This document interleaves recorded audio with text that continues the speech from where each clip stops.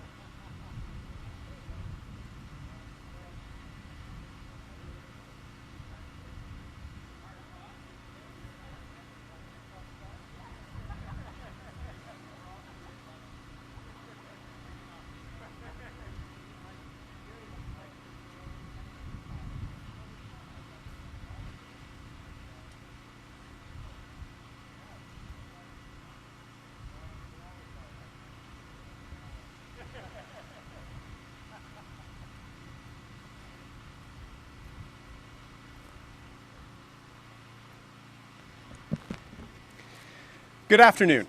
Thank you for being with us. And off the top, I want to say a few words about the Honourable Bill Davis. All Ontarians and all Canadians are mourning the loss of a great Ontarian, a great Canadian, someone who touched generations of Canadians' lives. My late mother won a history prize in high school and had a book signed by the popular Minister of Education, Bill Davis, something our family cherishes. He opened Loyalist College in this community as part of his ambitious plan on community colleges, and then of course Premier of the province for 14 years. I remember him as the first politician I looked up to for his balance, for his leadership, for his vision, and for his determination to build a better country. J'étais fier de sa service pour la communauté franco-ontarienne aussi. Donc Bill Davis était un champion pour notre province. He was a real champion, and I'm going to take many lessons in my public service from Bill Davis. But today I'm here to talk about rural communities. They are key to Canada's economy, culture, and our way of life. But for 6 years, the Trudeau Liberals, along with the NDP and Greens, have completely ignored the needs of rural Canadians. That is not going to happen with the Conservatives. Through Canada's recovery plan, we will ensure that your voices are heard and your concerns are addressed. Our plan will create jobs in every part of our great country, including rural Canada, not just in big cities.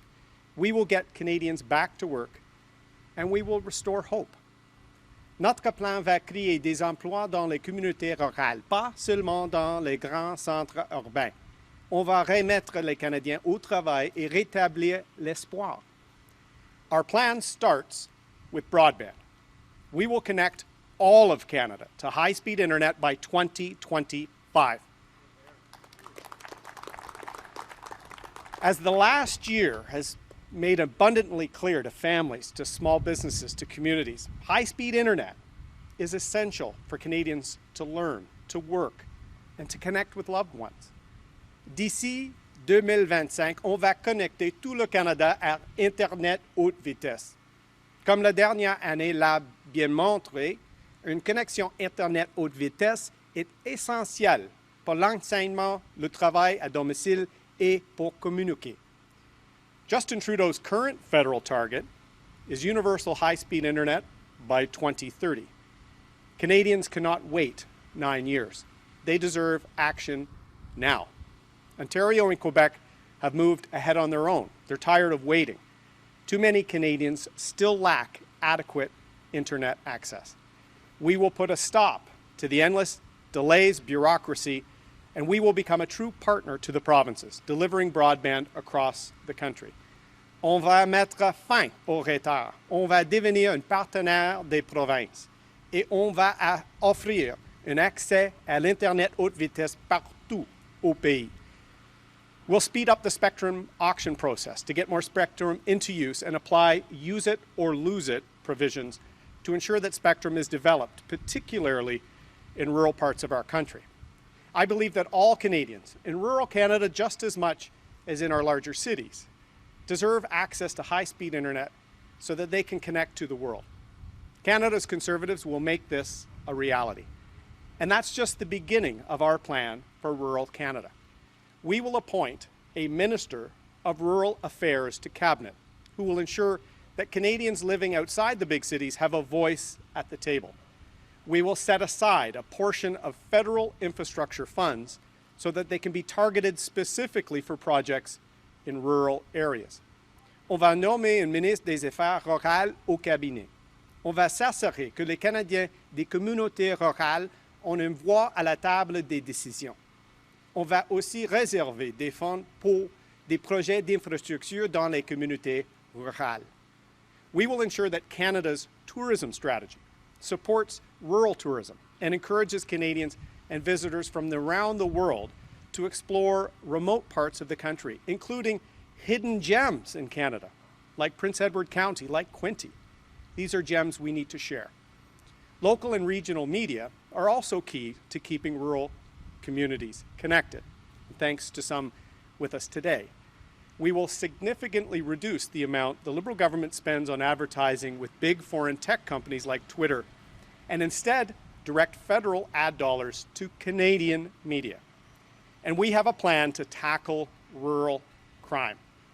Too many politicians and commentators who live in our big cities talk as if crime is less and less of a concern in Canada because they ignore, they don't understand, or they simply don't care about what is happening outside of our big urban centers. It's time for a government that will ensure that families living in small towns and in rural areas feel safe in their homes and on their farms. We will tackle rural crime and ensure that criminals who take advantage of someone's distance from emergency services pay a price for that. C'est le temps d'avoir un gouvernement qui protège les familles des petites villes ou des régions rurales. Elles doivent se tenir en sécurité à la maison et sur leur ferme. On va s'attaquer à la criminalité rurale et on va s'assurer que les criminels qui profitent de l'éloignement des services d'urgence en paient le prix. Rural Canada has been neglected by the Liberals, the NDP, and the Greens.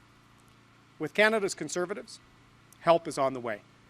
Our plan will secure the future of rural communities and stand up for all Canadians.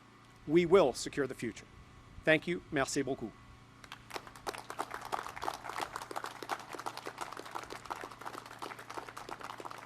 We'll now take questions. One question, one follow-up, please.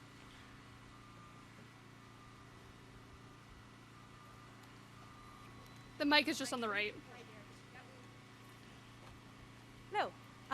So today, U.S.-Canadian border reopened. I'd love to get your thoughts on whether you think this is the right time to do so and what you would have done otherwise. I think it's great to see the border open. Communities like this one in Quinte, Prince Edward County, the gems I've talked about, rely on tourism. It's one of the hardest hit sectors. Our candidate here, Ryan Williams, knows very well the tourism sector and will be a voice as we rebuild that sector. The border can be opened safely with levels of vaccination in the United States and with rapid testing. This is something Mr. Trudeau is a year behind on delivering. We will show leadership, and Canada's recovery plan, our 5-point plan, the fourth pillar, will secure the country, make sure we're ready in the future. We're leaders in vaccines, in rapid testing, including at airports and at the border, but it's good to see a safe reopening. There's been a lot of talk around an upcoming federal election being called. I'd love to get your opinion on that. My biggest concern right now is the potential fourth wave of COVID-19. The highly impacted sectors, including tourism, small businesses here in the Quinte region that are struggling. We need to help them. We shouldn't be rushing to an election. Mr. Trudeau always seems to put his own self-interest ahead of the interest of Canadians. As leader of the opposition in a pandemic and a minority parliament, I've always had to be ready, and we've got incredible team members ready to actually be voices for this part of Ontario, to be strong champions, not silent lambs that are even hard to find most of the time. We will be ready, but we really do think the health and economic security of Canadians must come first. Thank you. Next question, please.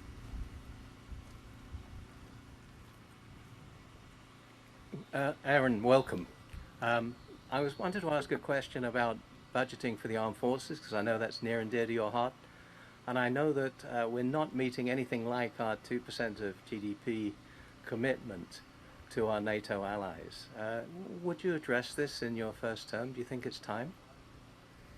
Well, I think I'm very proud to have just seen some of our brave men and women from Trenton fly overhead, and on the end of the street seeing a Canadian Armed Forces flag on this street. There are a lot of military families and veterans that live in Quinte, that live across the region, and we thank them for their service. I would be the first Canadian Armed Forces veteran to become Prime Minister since Lester B. Pearson. I will make sure our men and women have the equipment they need. I will make sure we're taken seriously on the world stage again, and I will make sure that some of our spending towards the NATO target that we have to have a plan to meet secures our Arctic. This is something that is part of our identity as Canadians, and right now it's eroded. Our sovereignty is eroded under Justin Trudeau. Very proud of our forces, including here at Trenton, and we're going to stand up for them.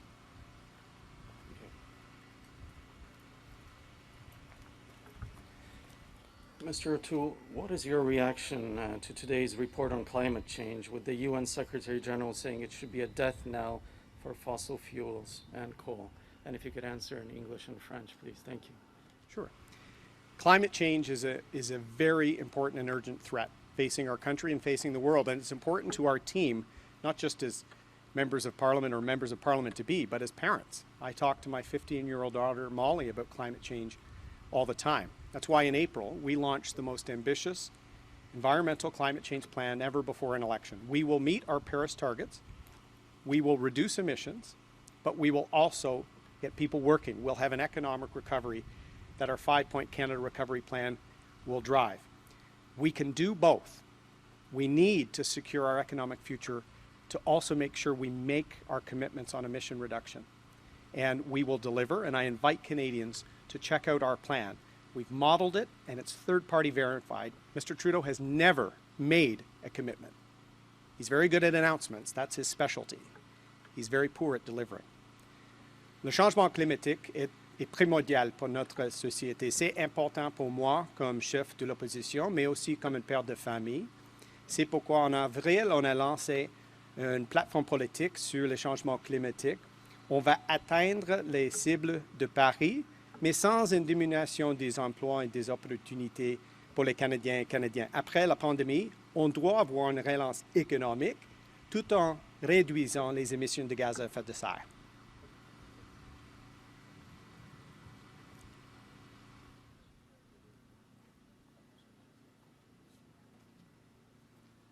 If there are more questions, please line up with the mic on the right.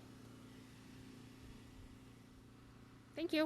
If there's no more questions before we all melt, I want to thank you very much for coming, and I look forward to chatting with my colleagues. Thank you.